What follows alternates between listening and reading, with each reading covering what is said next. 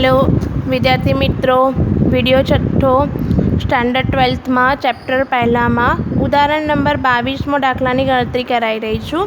ये दाखलो तमने मैं एवं कीधुं तो जूम लेक्चर पर कि वीडियो द्वारा समझावीश, कारण के थोड़ोक अंदर समझवानी है, बाकी है एकदम सिंपल रीते, बीजू कई है नहीं। आमां एवं कीधुं छे कि आ माहिती परथी बर्तन खर्चना समूहनो सूचकांक तैयार करो।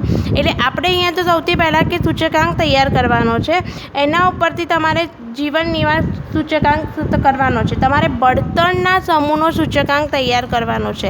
एटले बर्तन पहला सौथी पहला बर्तन तमारे शोधवा पड़शे। ए शोधवा माटे तमारे कुल खर्चनी रीते तमे काम करी शको छो कि कुल खर्चनी रीते दाखलानी गणतरी करी शकाय। तो कुल खर्चनी रीते ज्यारे तमे दाखलानी गणतरी करी शको छो, ज्यारे कुल खर्चनी रीते तमारे दाखलानी गणतरी करवानी छे, त्यारे सौ प्रथम तमारे जोवानुं के जत्थो छे ए केवी रीतनो छे, चालू वर्षनो छे कि आधार वर्षनो छे, एटले कि Q0 आपेलुं छे कि Q1 आपेलुं छे। आ वस्तु मैं अगाउना विडियोमां तमने समजावी दीधेलुं छे कि Q0 आपेलुं होय त्यारे तमारे लास्ट ईयर करवानुं छे अने Q1 आप्युं होय त्यारे पासेनी रीत करवानी छे। आ वस्तु मैं तमने समजावी दीधुं। एटले सौथी पहेला तमे कुल खर्चनी रीते दाखलानी गणतरी करो छो त्यारे सौ प्रथम तमारे Q0 छे कि Q1 छे ए पहेला क्लियर करी देवानुं छे। तो आ दाखलामां तो 2012 અને 2014 तो 2012 એ આધાર વર્ષ કહેવાય। એટલે અહીંયા તમને Q0 અને એકમ દીઠ ભાવ આપેલા છે, એટલે P0 ભાવ એટલે પ્રાઇસ। અહીંયા તમને P1 અહીંયા આપી દીધા, એટલે આ બધી વસ્તુ આપી દીધી છે। આના ઉપરથી તમે કુલ ખર્ચની રીતે દાખલાની ગણતરી કરી શકાય આસાનીથી, બરાબર। તો અહીંયા લખું છું કે કુલ ખર્ચની રીતે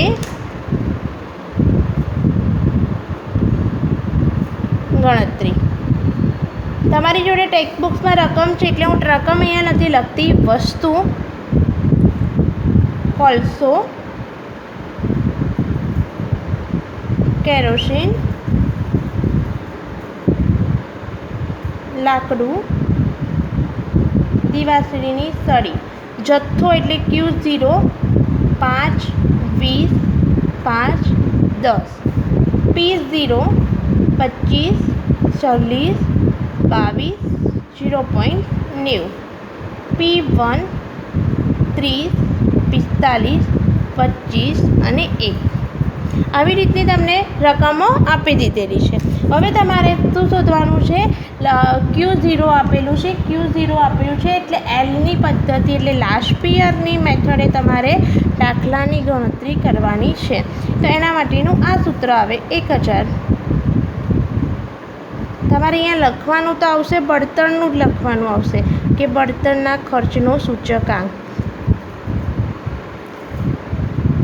આ તો ખાલી તમને સમજ પડે એટલા માટે મેં કરાવ્યું છે, એટલે અહીંયા PQ 1000, બરાબર। અહીંયા ખાના વ્યવસ્થિત પાડી દેવાના, P1 અને Q0નો ગુણાકાર 150, 90, 125, 10 આનો તમારે સરવાળો કરી નાખવાનો છે। એવી રીતે P0 અને Q0નો ગુણાકાર એટલે 125, 800, 110, 9 અહીંયા બનાવી દેવાનો છે, ખાના વ્યવસ્થિત દોરી દેવાના। હવે આ તમારે અહીંયા ખાલી ફક્ત ને ફક્ત એને કિંમતમાં મૂકી દેવાનું છે, કેલ્સીમાં તેની ગણતરી કરી દેવાની છે, એટલે આવશે 113.51 અથવા 50 લખો તો પણ ચાલશે, બરાબર। હવે તમને એવું કીધું છે કે આ પરથી જીવન નિર્વાહ ખર્ચનો સૂચકાંક શોધો। જીવન નિર્વાહ ખર્ચ એટલે કે ભરી સરેરાશ જ કહેવાશે, બરાબર। આ રકમ આપી છે તમને, જીવન નિર્વાહ ખર્ચનો સૂચકાંક શોધવાનો કીધેલો છે। તો એક તમે કેવી રીતે કરશો? તો અહીંયા બીજો સ્ટેપ, જીવન નિર્વાહ ખર્ચનો સૂચકાંક। પણ તમને આ દાખલાની અંદર એવું કીધું છે કે બળતણના આધારે સૂચકાંક તૈયાર કરો, બળતણના આધારે સમૂહના સૂચકાંક તૈયાર કરવાનું કીધું છે, બરાબર। બળતણના આધારે તો અત્યાર સુધીના કોઈ દાખલામાં તમારે આવું આવતું નહોતું, એટલે આમાં તમારે આવ્યું। એટલે સૌથી પહેલાં તમારે અહીંયા વસ્તુ કોલસો, કેરોસીન, લાકડું, દિવાસળી અને બળતણ.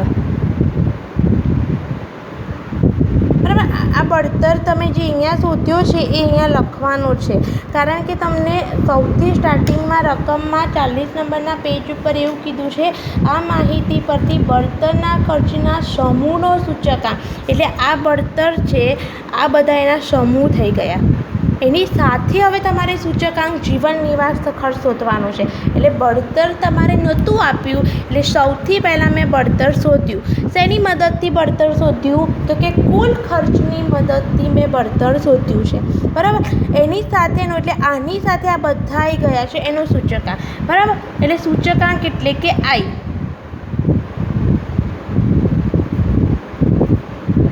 તો તમને એનો સૂચકાંક આપેલો જ છે. સોરી, આ વસ્તુ જે મેં અહીંયા લખી છે આ બળતણનો બધો છે.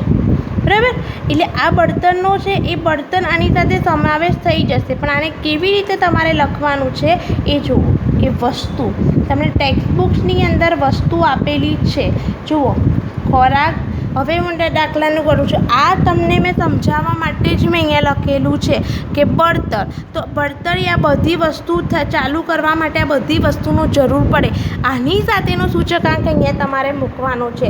તો તમે જુઓ ટેક્સ્ટ બુક્સમાં તમે અહીંયા બળતરની ગણતરી કરી દીધી છે. ટેક્સ્ટ બુક્સમાં તમને આપેલું છે ખોરાક, કપડાં, ઘરભાડું અને પરચુરણ ખર્ચ સમૂહની પાછળ તમે શું કરો છો કે ગણતરી કરવાની છે. કેવી રીતે ગણતરી કરવાની છે? જીવન નિર્વાહ ખર્ચનો સૂચકાંક અહીંયા જોજો. આ ખાલી સમજાવવા માટે હતું. એના પછી તમારે આ કોષ્ટક બનાવી જાય પછી આ કોષ્ટક અહીંયા બનાવવાનું છે.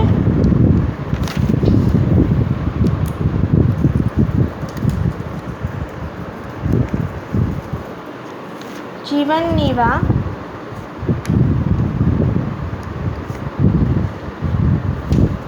ખર્ચનો સૂચકાંક. બરાબર, તો સૌથી પહેલાં તમને અહીંયા વસ્તુઓ આપી દીધી છે, એટલે કે સમૂહ આપી દીધેલા છે. ખોરાક, કપડાં, ઘરભાડું, પરચુરણ ભાડું એટલે પરચુરણ ખર્ચ અને બળતણ. કારણ કે તમને એવું કીધું છે કે બળતણના સમૂહના અંક સાથે તૈયાર કરો.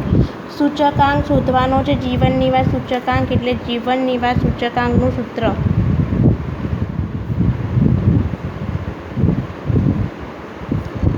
મારી સરેરાશ બરાબર જીવન નિર્વાહ જ કહેવાય. હા, તમારે આઈ એટલે તમને સૂચકાંક આપી દીધેલો છે.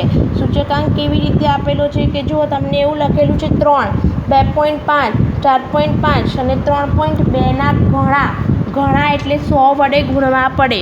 ઘણા એટલે 100 વડે ગુણવા પડે. 3ના ઘણા 100 એટલે 300 થઈ ગયા. આ 300 ખોરાકના. પછી 2.5 એના ઘણા એટલે 2.5ના 100 ઘણા એટલે શું થઈ જશે? 250. કપડાં 250 આવી જશે. એવી રીતે તમને એવું કીધું છે 4.5, તો 4.5ના ઘણા તો 100 વડે 3.25, તો 3.25 ગુણ્યા 100 કરવાના એટલે આવશે 325. બરાબર, બળતણનું તમને આપી દીધેલું છે. જો આપણે અહીંયા શોધ્યું હતું, આ બળતણ શોધ્યું હતું ને 113.51, એ તમારું શું થઈ ગયો? સૂચકાંક થઈ ગયો. કારણ કે અહીંયા આપણને બળતણના સૂચકાંક દેખાય છે. હવે તમને દાખલામાં સમજ પડી હશે કે આ શું કરાયું છે. તમને અહીંયા સૂચકાંક જીવન નિર્વાહ સૂચકાંક શોધવાનો કીધો હતો. જીવન નિર્વાહ સૂચકાંક શોધવાનો કીધો હતો તો ખોરાક, કપડાં, ઘરભાડું, પરચુરણનો સૂચકાંક આપ્યો હતો, પણ બળતણનો આપ્યો નહોતો. તો બળતણનો નહોતો આપ્યો એટલે આપણે સૌથી પહેલાં બળતણને કુલ ખર્ચની રીતે શોધ્યો. એ શોધીને આપણે અહીંયા મૂકીએ છીએ એને 113.51. આ આઈ મળી ગયો. હવે ડબલ્યુ, તો ભાર પણ તમને આપેલો છે કે તે સમૂહના પાછળ કુલ ખર્ચ અનુક્રમે 42, 15, 10 ને 12% ખર્ચ થતો હોય તો. બરાબર, ટકામાં આવેલો છે ને ભાર કહેવામાં આવશે. બરાબર, તો અહીંયા લખી દેવાનું 42, 15, 10, 12 અને 42, 15, 10, 12 બરાબર, આટલો તમને અહીંયા આપી દીધેલો છે. તો હંમેશા ડબલ્યુ ભાર હોય ને, ટકા હોય ને, તે 100માં હોય. તો 100માંથી આ બધી વસ્તુ શું કરવાની, તમારે બાદ કરવાની. 100માંથી 42, 15, 10 અને 12 શું કરવાના, બાદ કરી નાખવાના, માઇનસ કરી નાખવાના. માઇનસ કરો એટલે 21 અહીંયા આવી જશે. પછી સિમ્પલ છે આ બંનેનો ગુણાકાર, તો તમને આવડી જશે. હવે આ બંનેનો ગુણાકાર જ કરવાનો છે. હવે આનો સરવાળો કરીને કિંમત મૂકી દેવાની છે એટલે તમારો જવાબ આવી જશે. આ હતો જીવન નિર્વાહ ખર્ચનો સૂચકાંક. આવો દાખલો તમારે છેલ્લે ગાલામાં કે એમાં આવે તો તમને કરતા ફાવવો જોઈએ. બરાબર, તમને અહીંયા કીધું હતું કે બળતણના સમૂહ સાથે, ફરીથી બી રિપીટ કરું છું, ન ખબર પડે તો વિડીયો જોઈ લેવાનો. અને આ નાના સમ છે, આમાં જોઈ અને તમારે જાતે કરવાનો પ્રયત્ન કરવાનો, જેથી તમને આવડતા હશે. એવી રીતે તમારે હવે શું કરવાનું છે કે તમારે વિભાગ સી છે, તો વિભાગ સીની અંદર શોર્ટ સમ આપેલા છે 9, 10, 11, 12, 13 અને 14. તો એ દાખલા કરવાનો પ્રયત્ન કરવાનો, જેથી તમને નાના સમમાં કોન્ફિડન્સ આવી જશે કરવામાં. વિભાગ ડી છે, વિભાગ ઈ અને એફમાં ક્યાંય પણ તમારે ક્વેરી હશે તો મને ઝૂમ લેક્ચર ઉપર પૂછી લેવાનું. બાકી આપણું આ ટોટલી પહેલું ચેપ્ટર આખું કવર થઈ ગયું છે. કંઈ પણ એવું વસ્તુ બાકી નથી કે એમાં બાકી હોય. બરાબર, બધું જ પતી ગયું છે. હવે હું તમને ચેપ્ટર નંબર 2ના શોર્ટ સમ કરાવવાની છું. બરાબર, આ વિડીયો પછી તમને ચેપ્ટર નંબર 2ના શોર્ટ સમ મોકલવાની છું.